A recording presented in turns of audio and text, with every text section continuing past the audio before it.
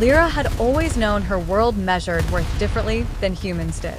On Zirian Prime, life was a sequence of evaluations, genetic, emotional, intellectual, each one determining your value to the Empire. From childhood, she had been taught that her purpose was to contribute to the future of their species. And for a while, she believed she could. She excelled in scholarly disciplines, mastered languages, memorized planetary histories, and trained in diplomatic protocols. But none of it mattered when the medics delivered the verdict she had feared in the quiet corners of her mind. Barren. A single word that shattered 16 years of dedication.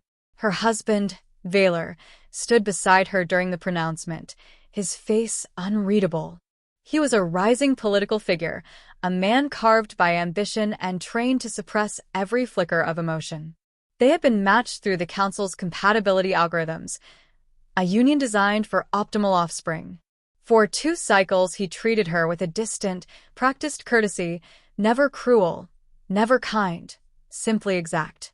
Their lives moved with predictable efficiency until the diagnosis cut through the calm like a blade dipped in frost. When the Council announced her infertility, Valor didn't say a word. Not that day, not the next. Then, 3 days later, documents arrived on their doorstep, a dissolution contract, stripped of sentiment and sealed with the cold crest of his house.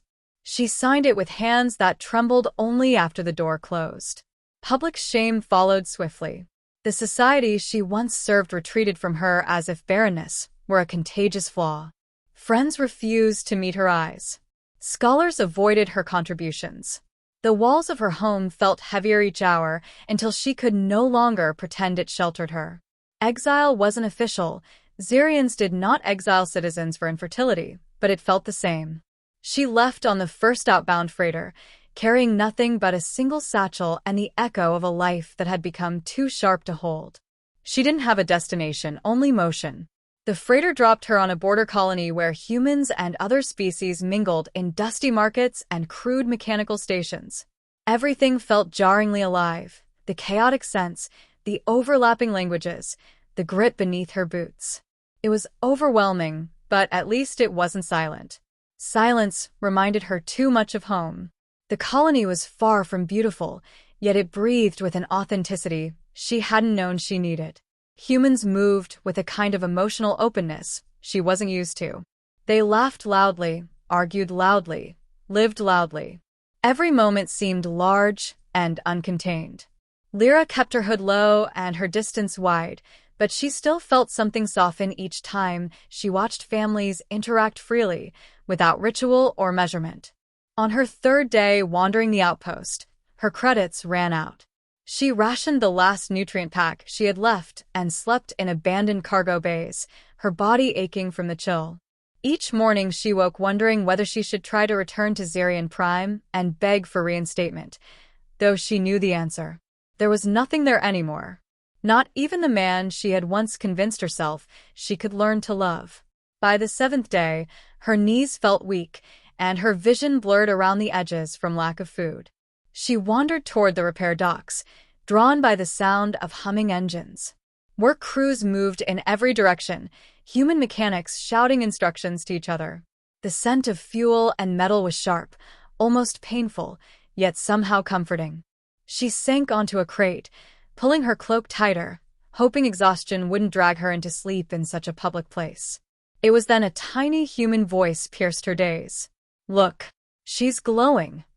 Lyra blinked and found a small boy staring at her with wide eyes and an expression of pure amazement. Before she could respond, he shouted again toward someone behind him. "Dad, come see." Footsteps approached, heavy, hurried, human. A man came into view, tall and broad-shouldered, his work clothes stained with engine grease, hair tousled by what looked like endless hours. His face was rugged but approachable, and his eyes carried a warmth she had rarely seen on her own world. "Sorry about that," he said, gently pulling the child back. "He gets curious about everything with a pulse. Are you all right?" She wasn't sure how to answer. Her species didn't share weakness easily. But the man's voice held no judgment, only concern. "I am tired," she admitted softly. I need only a moment. You look like you need more than a moment. His gaze flicked toward her trembling hands, then back to her face. Name's Jack. This troublemaker is Liam. He gently nudged the boy. And we're not leaving until we know you're okay. She almost laughed at the absurdity. He didn't know her, didn't even know her species' customs, yet insisted on helping. Humans were strange. I require nothing, she said, though her stomach twisted painfully. Your kindness is unnecessary. Maybe, Jack replied, but unnecessary kindness is still kindness. He reached into his pack and handed her a ration bar. She hesitated, staring at it as though it were forbidden. He raised an eyebrow. Either you take it, or Liam is going to keep staring at you until you do. Liam nodded enthusiastically. Lyra finally accepted. The moment her fingers brushed Jack's, she felt a warmth travel up her arm. Simple contact, but steadying. She ate slowly, savoring the unfamiliar sweetness. Jack leaned against the crate beside her, his presence surprisingly gentle for someone who looked as if he spent his days wrestling starship engines. You alone out here? He asked. Yes. No family? Not anymore. Jack didn't pry. He simply nodded, as though acknowledging a grief he himself recognized. She noticed a shadow in his expression, something quiet and heavy resting behind his eyes. My wife died years ago, he said after a moment. Left me with 4 kids and a job that barely covers their appetites. He let out a soft laugh. So, trust me, I know what it looks like when someone is carrying too much alone. Lyra felt her chest tighten unexpectedly. His honesty was different from Xerian honesty. Softer. More human. More real. Before she could speak, the rest of his children appeared, 4 little humans, each with bright expressions and zero hesitation. They swarmed around her, curious and unafraid, offering questions, snacks, and one very lopsided drawing of what they assumed her home might look like. They treated her not as a defect, but as someone new to meet. Someone worth knowing. Jack watched them with a tired smile. They get attached fast. Hope that's not a problem. Lyra looked at the children, wide-eyed, messy, loud, alive, and felt something shift inside her. It is not a problem, she whispered. And for the first time since her exile began, she felt a flicker of something she had once believed she would never feel again. Lyra had never imagined humans could be so loud. Their footsteps, their laughter, even the murmured bickering of small children struck her senses like warm, clumsy echoes that refused to be ignored. She had lived her life in the pristine silence of Xerian Prime, where even emotional expression was moderated by cultural etiquette. Now she sat on a metal crate outside a human-run repair dock, trembling from exhaustion, her mind still reeling from her exile. The sky above the colony outpost was smudged with industrial smoke, starship engines, and the unfamiliar scent of open air. She curled her fingers into the thin fabric of her borrowed cloak, hoping no one would notice the faint glow beneath her skin. Someone did. A pair of tiny hands tugged at the edge of her cloak, and when Lyra looked up, she found a human child staring at her with wide hazel eyes full of unfiltered curiosity. Before she could speak, the child blurted, "Dad." "It's a glowing lady." Another voice answered, deeper and tired yet warm. "Liam, leave her alone. She might need help." The man approached with long, steady strides. He wore grease-stained work clothes and carried a toolkit that rattled with every step. His hair was dark and slightly unkempt, and fatigue shadowed his face, yet his eyes were alert, focused entirely on her rather than the strangeness of her species. "Are you all right?" he asked gently. Lyra hesitated, unused to strangers addressing her with softness. I am simply resting." "You don't look like you're resting," he said, lowering his toolkit and kneeling beside her. "You look like someone who hasn't eaten in days." He motioned toward the children, 3 more, stepping out from behind him, each carrying something from a half-packed lunchbox. "These are mine. I'm Jack." The name sounded strange and unrefined compared to the elongated syllables of Xerian citizens, but there was something undeniably sincere about it. Lyra opened her mouth to protest, But the smallest child, a girl with dark braids and missing front teeth, held out a sealed food bar. "It's strawberry," she announced proudly. "Dad says sharing makes us better humans. We don't know what Xerians eat, but strawberry is good for everyone." Lyra accepted the offering with careful hands, unsure how to react to such spontaneous generosity. On Xerian Prime, children were rare, protected, sheltered behind layers of ceremony and protocols. They were whispers of the future, not living bundles of noise and emotion like these four. The longer she watched them, the more she realized how foreign, yet comforting, their unfiltered existence felt. Jack noticed her hesitation and sighed softly. "Look, you don't have to tell me anything. But you're alone, hungry, and shaking. Let me help." No strings attached. No strings attached. She nearly laughed at the absurdity. On her world, nothing came without cost, least of all kindness. Yet she saw no deceit in Jack's expression, no expectation lurking beneath his words. He simply offered what he could, as if compassion was the most natural thing in the universe. "I was exiled," she finally admitted. "I have no shelter. No belongingness. No status." "Status doesn't keep people warm at night," Jack said. Then, with a shrug that felt impossibly human, he added, "But a roof does. Come on." She should have refused. She should have kept her distance. But the warmth in his voice tugged at something inside her, a piece of herself she thought had been crushed beneath the weight of her former husband's rejection. She followed them. Jack's home was chaotic, cluttered, and alive. Toys scattered across the floor. Half-finished school projects taped to the walls. A kitchen that smelled of spices and scrambled eggs. None of it made sense to her meticulously trained senses, but it drew her in like gravity. As the children raced inside to announce the presence of their alien guest, Jack guided her toward a seat at the table, pulling out a chair with a respectful distance. "Eat something," he urged. "You're safe here." Safe. How long had it been since she'd felt that way? She bit into the food bar the little girl had given her, surprised by the burst of sweetness.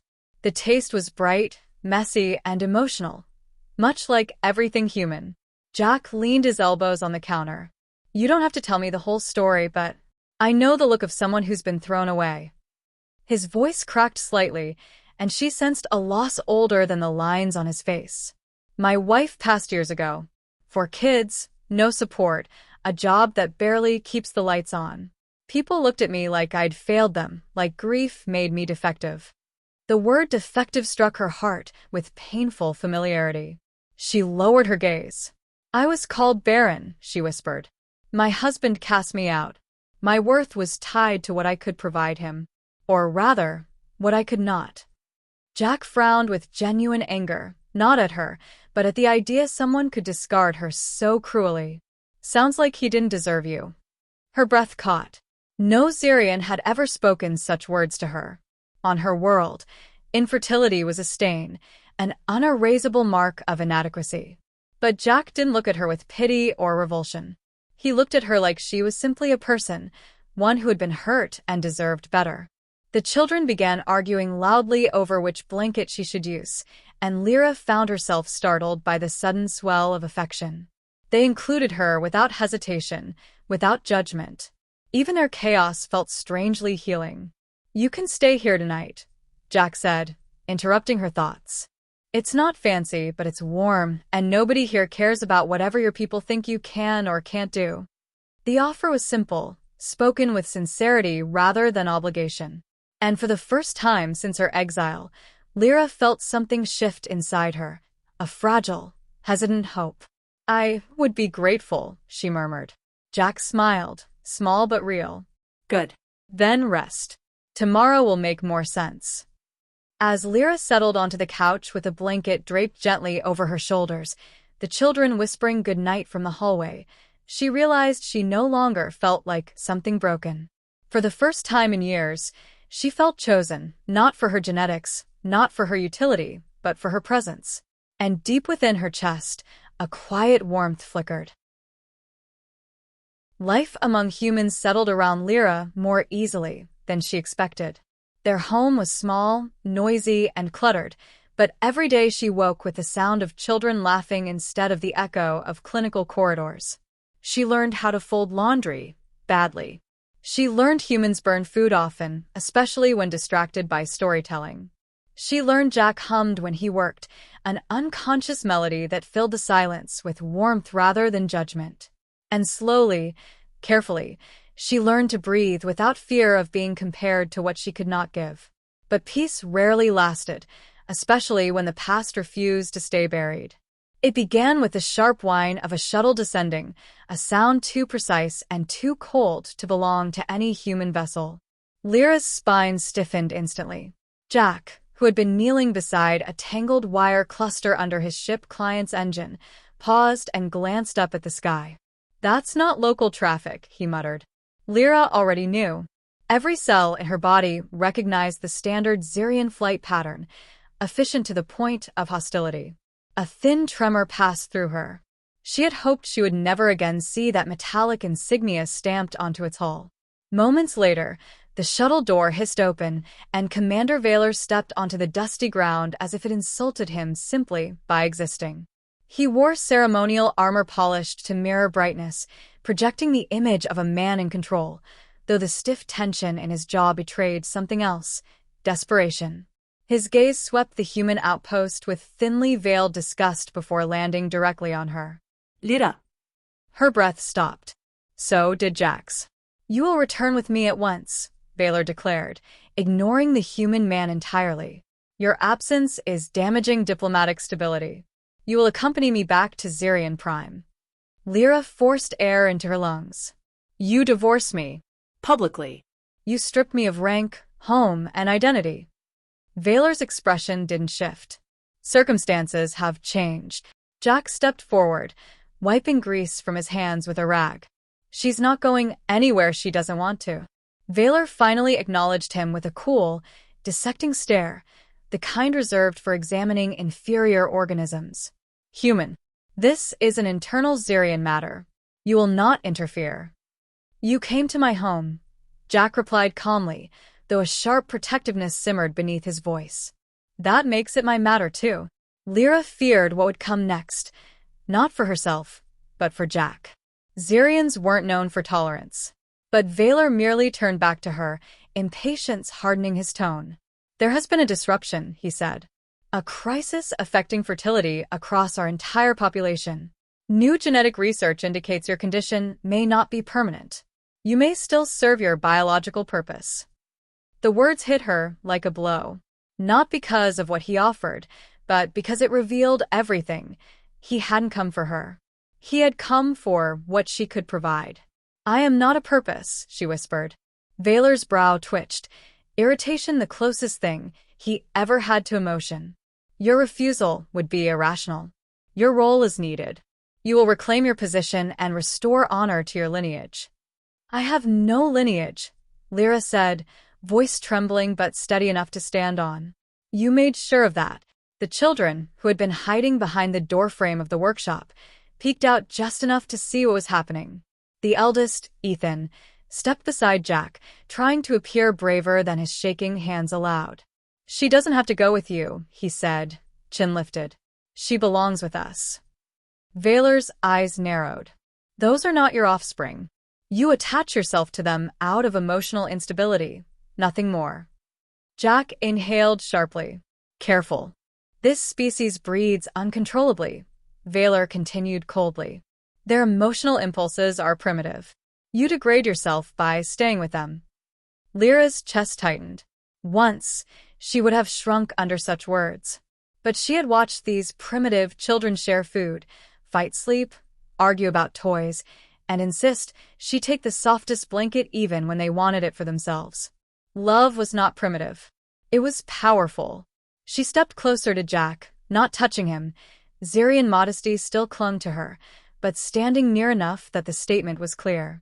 Vaylor's gaze flicked between them, and for the first time, the mask cracked. Something raw flashed across his expression. Fear, anger, maybe both. "You would choose this over your own people?"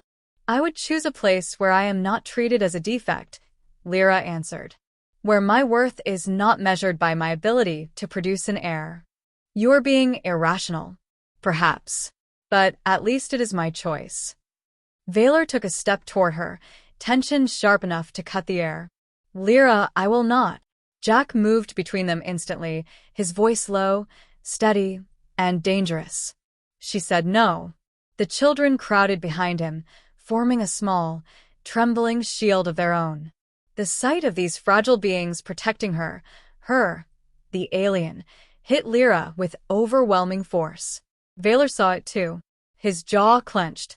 You have been corrupted by human sentiment, he spat. This attachment is unnatural. Ethan, the eldest child, planted his feet. Family isn't unnatural. The words struck Lyra's heart harder than any weapon could. Valor looked at the boy as though he were speaking nonsense, and in that expression alone Lyra found her answer. I will not return with you, she said, voice firm. Not now. Not ever. For a moment, absolute silence blanketed the outpost. Valor's eyes glittered with restrained fury, but he did not strike, did not force, did not reach for her. He simply looked at her as though seeing a stranger. This is not over, he warned. He stepped back into his shuttle, expression carved from cold stone, and moments later disappeared into the sky with a mechanical roar that left the air trembling. Lyra stood frozen until Jack placed a hand near her shoulder, close enough for comfort, far enough for respect. She exhaled shakily. You okay? He asked. No, she admitted. But I am not broken. Jack gave the smallest smile. Good. Because he's coming back. She nodded. She knew. And for the first time, the knowledge didn't frighten her. Because now she had something worth fighting for, not a status, not a role, but a life she chose. And she would not let anyone take it from her. The days after Valor's departure moved strangely, like time couldn't decide whether to race forward or stand still. Lyra found herself listening for the sharp whine of a Xerian shuttle each morning, half fearing it, half preparing for it. The children sensed the tension, though she tried not to show it. They stayed closer to her than usual, hovering around her side during breakfast, tugging gently at her sleeves during their lessons, offering their tiny, fierce protection in ways that made her chest tighten. Jack watched her quietly from across the table as he sipped his coffee. We can file a petition with the Interplanetary Council, he said. It'll give you legal grounds to stay here. Xerian law is strict, she murmured. It may not matter what humans say. It matters to me, Jack replied, and somehow those simple words steadied her more than any legal document could. But she knew avoiding what was coming would only prolong the threat. Valor would return. And this time, he would not leave without a confrontation. Her prediction came true 2 days later. The sky split with the cold shine of a returning Xerian vessel, larger than before, its presence a declaration rather than a request. Jack stepped instinctively in front of the children while Lyra stood beside him. Not behind, not sheltered, but equal. Valor emerged flanked by 2 Xerian Council envoys, both adorned in formal insignia. Their expressions were unreadable, carved from the same stone-like discipline her species prided itself on. Valor, however, carried the restless tension of a man fighting not for justice, but for survival. Lyra of House Valor, one envoy announced, voice echoing across the outpost. You are hereby summoned to a tribunal for abandoning your assigned marital duty and failing to uphold the reproductive expectations of your caste. Lyra's pulse thudded, but she met the envoy's gaze without flinching. I was cast out, she corrected. Publicly. I did not abandon anything. Valor's jaw clenched. That dissolution is no longer recognized. The Council has reason to believe your condition can be reversed. Your genetic viability may yet serve our people. Serve.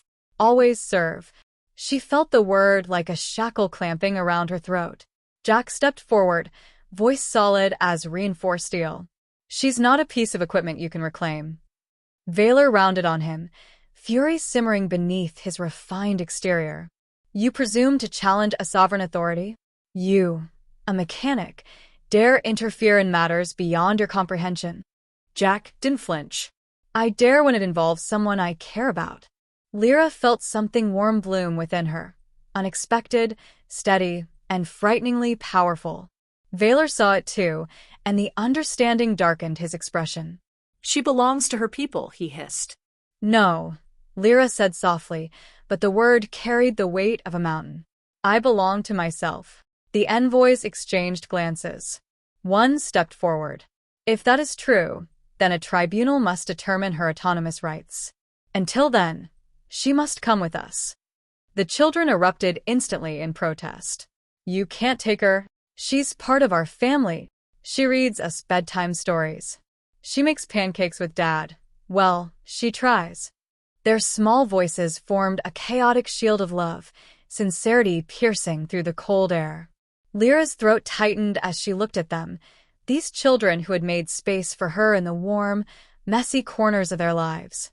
I will attend your tribunal, she said finally, silencing both parties. But I will not be escorted as a possession. If I go as an individual. Valor opened his mouth to argue, but the envoys intervened. Consent acknowledged. That single phrase shifted everything. For the first time, Zirian protocol bent not around tradition, but around her own will. The tribunal chamber was austere and blindingly bright, its walls etched with ancient symbols praising lineage and purity. Lyra stood in the center, Jack beside her as permitted support, though he remained respectfully silent. Valor stood across the room, a portrait of controlled frustration. Lyra, the presiding counselor began, you were wed into a high-ranking house. Your inability to produce an heir was grounds for dissolution. But now, with new evidence that your condition may be reversible, your prior dismissal is under review. My dismissal was not a reviewable error, Lyra replied calmly. It was humiliation. It stripped me of identity, and it revealed that my worth in our society is conditional. That is the way of our people, another counselor noted. Our survival depends upon reproduction. And what of emotional survival? She asked. What of the value of contribution beyond fertility? I served my people in scientific research, political study, cultural preservation. Yet all of it vanished the moment I could not fulfill one biological expectation. A murmur rippled through the chamber. Such arguments were rarely spoken aloud. Valor interjected sharply. Lyra, enough. You're needed. Whatever personal grievances you carry, the future of our species. The future of our species cannot rest on the suffering of its women, she said, louder this time. Nor can it depend on lies. You divorced me to hide your own infertility. Gasps spread across the council. Valor's face drained of its calm facade. I have found a life where I am valued, Lyra continued. Not for what I can produce, but for who I am. I choose that life. I choose the man who stood between me and your authority, without fear. I choose the children who embraced me without expectation. Her voice softened. I choose my freedom. Jack's breath caught beside her. A long silence followed before the presiding counselor finally spoke. Autonomy granted. Lyra is recognized as an independent citizen and may determine her own affiliations. Valor staggered as if struck. His fate was sealed, not by her anger, but by her truth. Hours later, back on the human outpost, Lyra stepped into the familiar warmth of Jack's home. The children swarmed her instantly, cheering and hugging her legs. Jack stood in the doorway, eyes searching her face. So, he said quietly, what now?